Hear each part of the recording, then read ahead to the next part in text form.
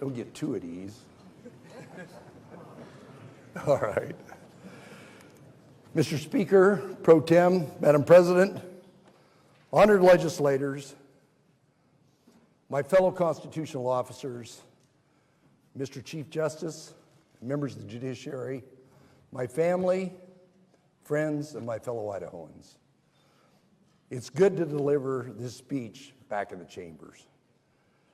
Last year, I closed my State of the State by saying, in times of hardship, opportunities for growth emerges. There's no doubt the past couple of years have presented incredible challenges. Our frontline workers in healthcare, public safety, and education in particular have done an exceptional job. Today, we have a few of those pandemic heroes with us. They are nurses, doctors, police officers, guardsmen, and teachers. I would like to invite them to stand, and please, everyone please join me in recognizing them and their colleagues and thanking them for their service to our great state.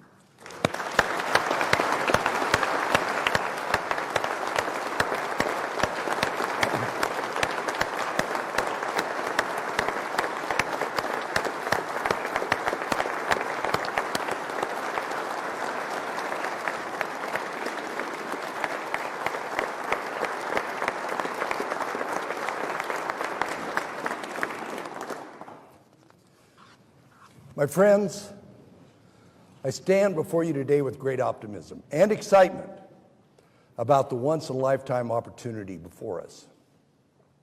Idaho's economy is stronger than ever before. We're one of only 4 states with more jobs today than before the pandemic. Idahoans are working. We have one of the lowest unemployment rates in the country. Our budget is balanced. We have robust reserves. Idaho businesses and citizens benefit from living and working in the least regulated state in the nation. We've turned more money back to the citizens through historic tax relief and strategic investments in areas that impact their daily lives. And for the second year in a row, we have another record budget surplus.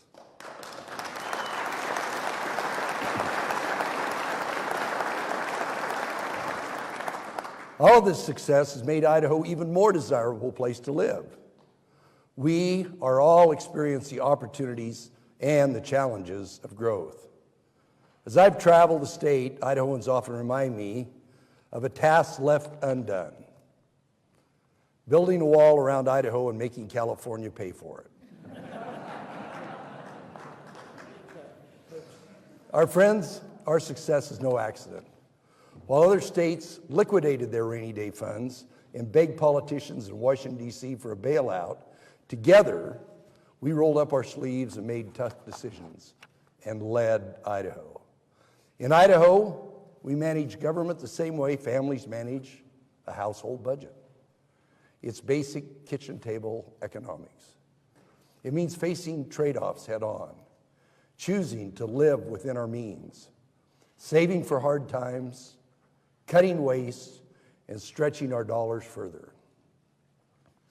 While D.C. is digging the country into a $29 trillion hole, Idaho has a record surplus of $1.9 billion and counting.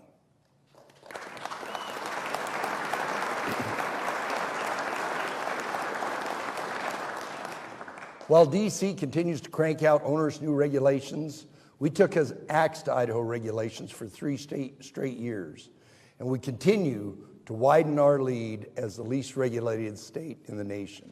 In fact, since I took office 3 years ago, we have cut or simplified 95% of Idaho regulations.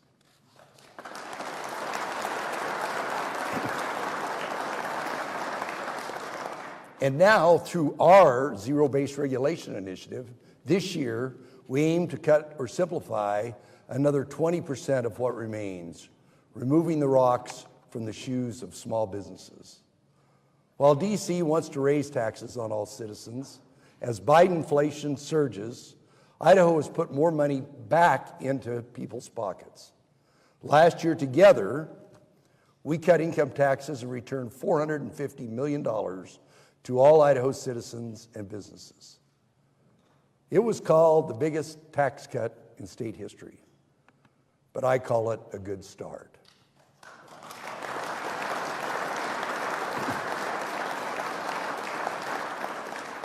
While President Biden divides Americans in his attempts to elevate the role of government in citizens' lives, coercing Americans with government-imposed vaccine mandates, Idaho said no.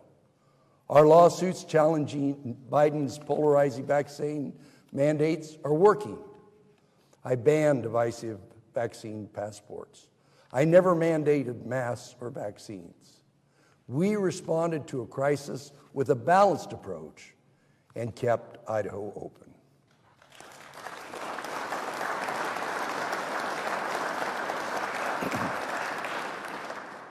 And while President Biden continues to dismiss the catastrophe at the U.S.-Mexico border, Idaho is banding together with other states to act.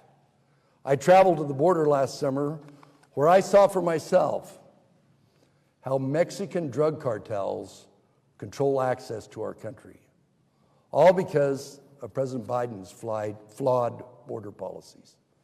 This is completely unacceptable. Biden's inaction has spawned a growing drug threat to our state, and the vast majority of illicit drugs in Idaho are now sourced in Mexico. Idaho families deserve better.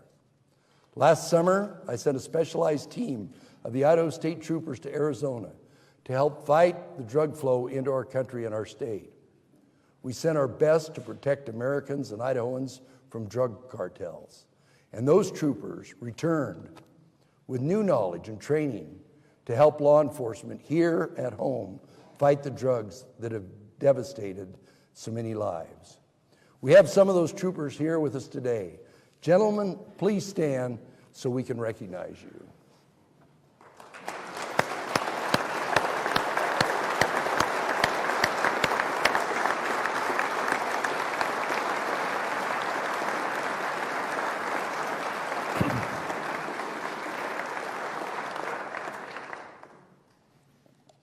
And now, I'm asking for your support to deploy Operation Esto Perpetua.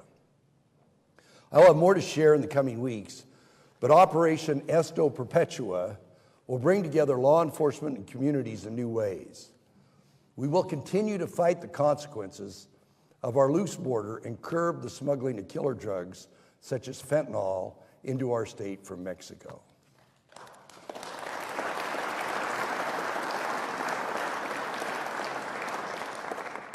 Folks, we've been able to set the example of accountable, responsible government here in Idaho. My family and Teresa's have been in Idaho for generations. We want nothing more than for our grandchildren, Henry, Dylan, Jack, Lola, Jay, and Josephine, to stay settled in Idaho and enjoy their grandchildren here. Kids, can you wave for me?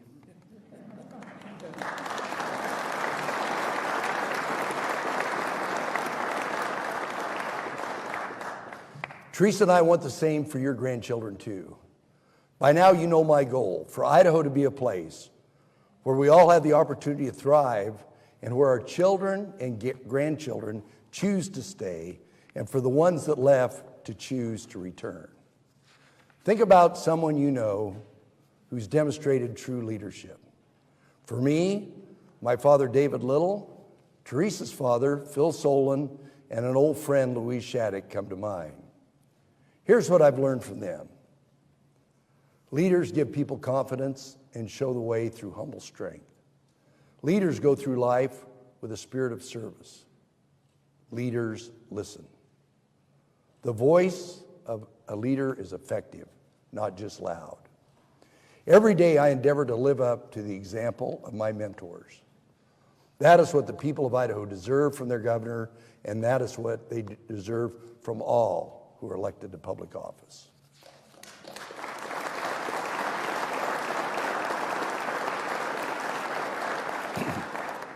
I have a plan for Idaho, a path to give back our record budget surplus to Idahoans through continued tax relief and strategic investments where they make the biggest difference in their daily lives. My plan is called Leading Idaho.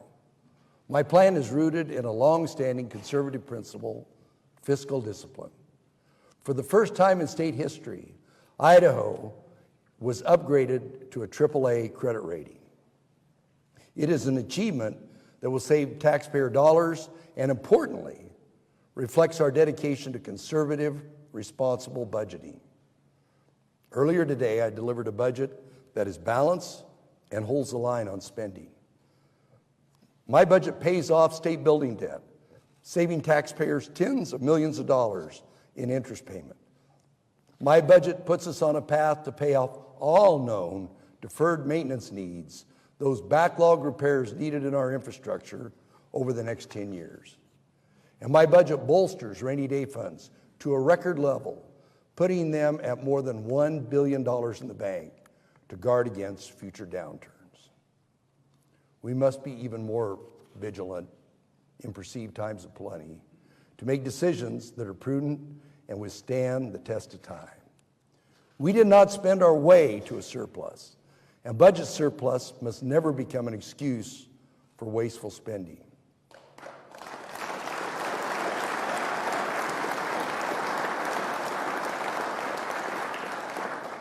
There's no better feeling than giving back to hardworking Idahoans more of what they've earned. To date, in my first term, we have cut nearly $1 billion in taxes.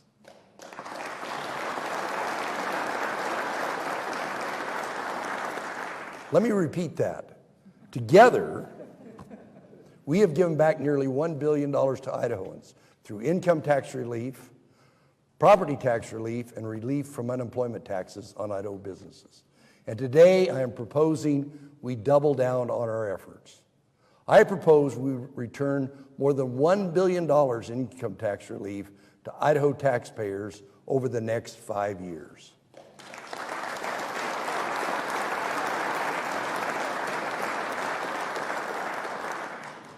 Let's not wait. Right now, Idaho families are forced to pay more for food, gas, and everyday goods as inflation swells under Biden's watch. Poor handling of the economy, oppressive regulations, and a bloated federal budget have all contributed to inflation rates we have not seen for 40 years. With Biden inflation exploding, let's immediately pass $600 million in income tax relief that we can get back into the wallets of all Idahoans this spring. I propose $350 million in immediate rebates and $250 million in ongoing income tax relief, allowing working families to keep more of what they earn and free them from the penalty of living under historic inflation. We cannot delay in deploying this investment in working families.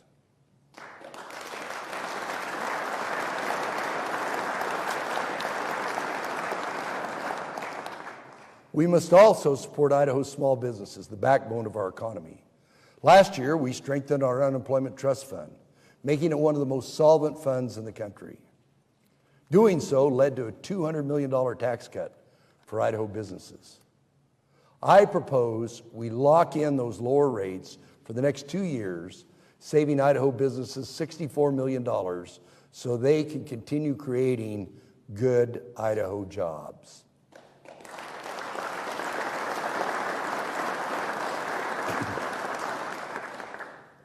Some say we shouldn't cut taxes, that we have to choose between cutting taxes and meeting the important needs of our state. This is false. My budget shows we can do both. We can spend less than we bring in, offer tax relief, and fund the top priorities, education and infrastructure. More than 130 years ago, the founders of our state, in writing the Idaho Constitution, recognized the stability and endurance of our Republican form of government depends mainly on, quote, the intelligence of the people. A person's education starts at home. Parents are in the driver's seat, as they should be, and always will be in Idaho. Children today will become the workforce of tomorrow. They'll be the engineers, loggers, doctors, farmers, construction workers, entrepreneurs, teachers, truckers, you name it. We want our Idaho students to receive a strong foundation of learning now so they can stay here and make our state strong for future generations. And Idaho schools partner with parents in the education of their children. That's why I propose making the largest investment in Idaho education ever. My budget adds $1.1 billion over the next 5 years to improve Idaho education.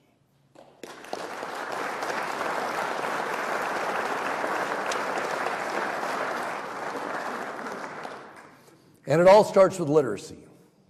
Today, I propose adding $47 million in ongoing funding to literacy programs to build on the reading success that parents instill at home.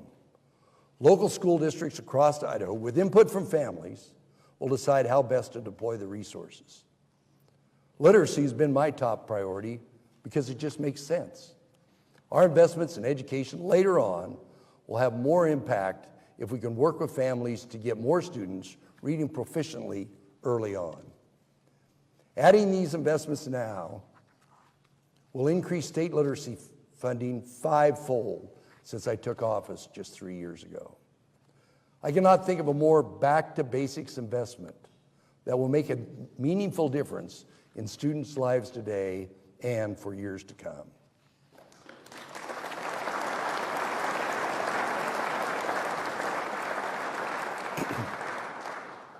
The key to strong schools is parental involvement.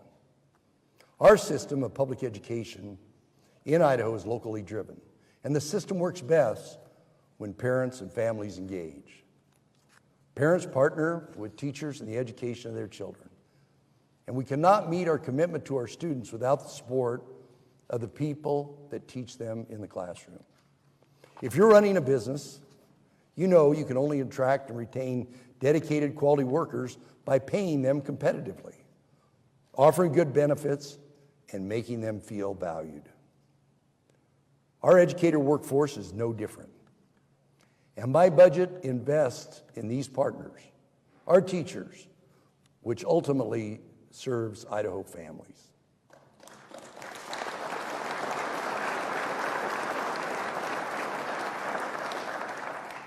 The pandemic pushed many parents toward new ways of meeting the educational needs of their children. Last year, we served 18,000 Idaho families, 46,000 students with grants to help cover educational needs outside of the classroom. And now, to build on our success, I'm proposing $50 million for the new Empowering Parents grants.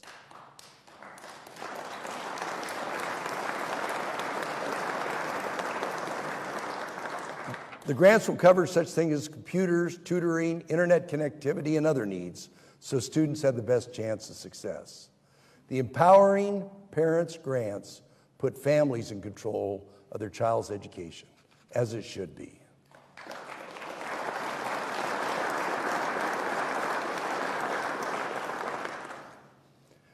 My Leading Idaho plan also makes other key investments to support law enforcement, our veterans, our valued members of the Idaho National Guard, and safe and secure elections. I want to add $60 million to address the needs within the Idaho State Police. Idaho is a state that openly values its police officers. While others seek to defund the police, Idaho defends the police.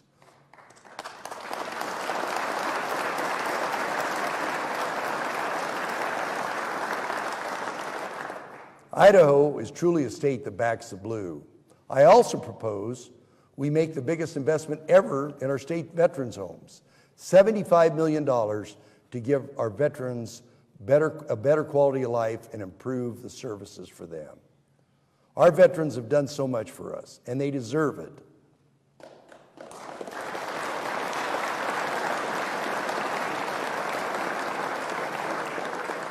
I also want to invest in the soldiers and the airmen and the Idaho National Guard. My plan doubles our investment in scholarships to guardsmen, which boosts our effort to get more Idahoans to sign up for the Guard. Military service has always been and always will be one of the most honorable ways for a person to serve their community, state, and country.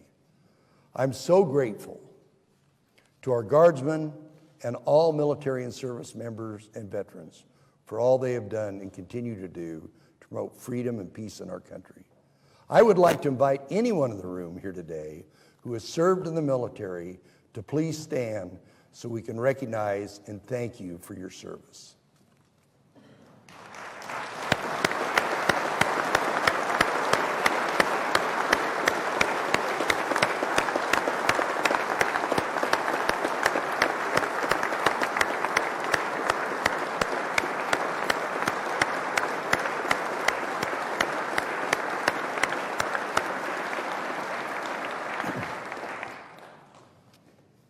We can honor the service of our military heroes by doing our part to make America as strong as possible. And we all know free and fair elections are a cornerstone of our democracy. We're very fortunate to live in Idaho where our elections are free of fraud. But there's more we can do to elevate Idahoans' trust in their elections. Last year, I established my cybersecurity task force to come up with new ways to protect Idaho from cyber attacks and bolster election integrity. My Leading Idaho plan implements recommendations from the task force. I am proposing $12 million to establish the new Cyber Response and Defense Fund to ensure the state is prepared to respond to any cyber attack from bad actors in China, Russia, or elsewhere. I'm also pushing for proactive integrity audits to enhance the transparency and confidence of our elections here in Idaho. We must make election integrity a priority to give our citizens confidence that their vote matters.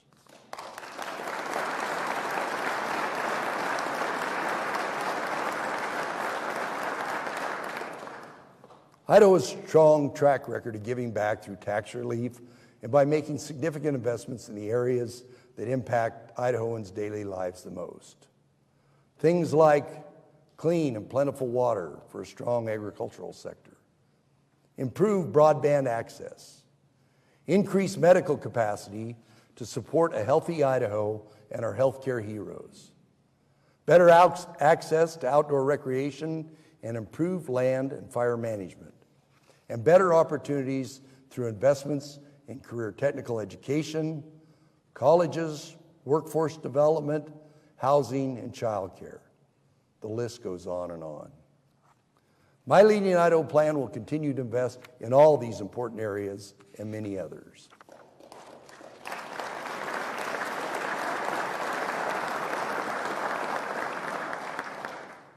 Protecting Idahoans of all ages from the affliction of mental illness and addiction led to the creation of the three-branch Behavioral Health Council in 2020. It was a step that is now helping Idaho families access the services they need when they need it most. Behavioral health issues affect Idaho's correction system, judicial system, hospitals, local communities, and schools.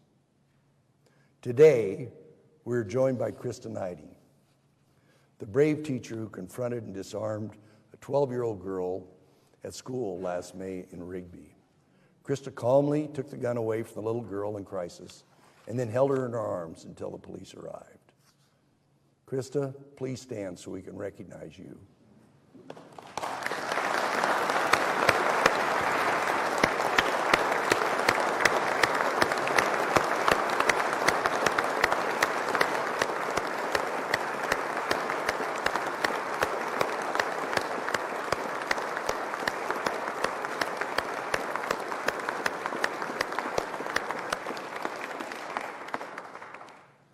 As I know Krista can attest, there's a strong connection between safe communities and access to behavioral health resources for Idahoans of all ages. Today, I am proposing we accelerate the implementation of the Behavioral Health Council's recommendations by investing $50 million to improve behavioral health access across Idaho.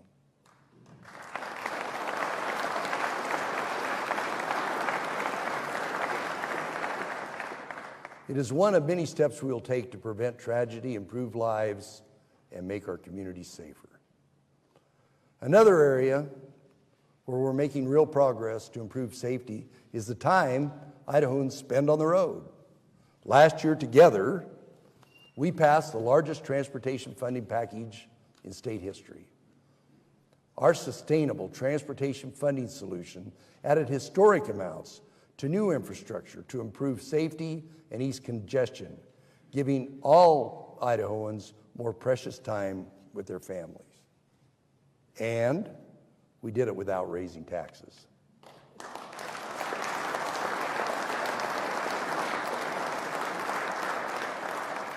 But we cannot stop there. The continued prosperity of our farmers, ranchers, the folks who work in the woods depends on safe, efficient system of roads and bridges. We cannot continue our record economic trajectory if our logging trucks can't get across old bridges, if we can't get our farm products to market. My budget invests another $200 million in ongoing funding to fully address our known maintenance needs locally and statewide.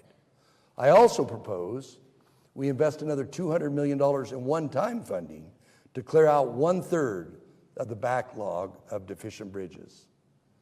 We have a once-in-a-lifetime opportunity to fully fund known needs, to maintain our roads and bridges permanently with no new taxes.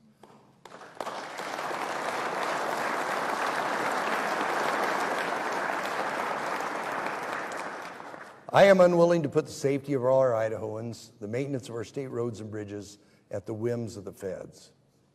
We must not look to Washington, D.C. to solve our problems. Leading Idaho means addressing our own state needs.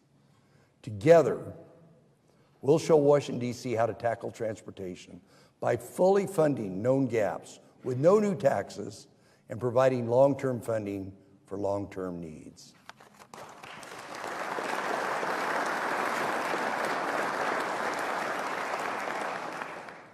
Ladies and gentlemen, the challenges of the past 2 years for many, including myself, have driven us to more fervent prayer and frequent prayer and a closer relationship with our Creator. Out of the hardships, we have strengthened.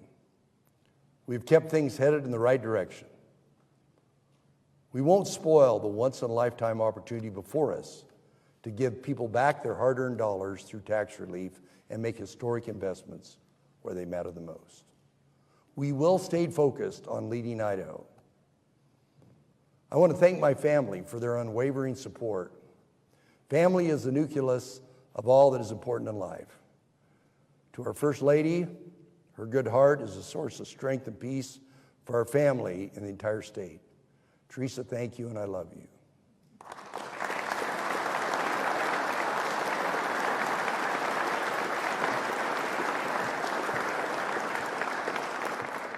And I want to thank you, the people of Idaho, for Idaho's success. You have proven you will always stand up for the strength and prosperity of our great state. Thank you, and God bless.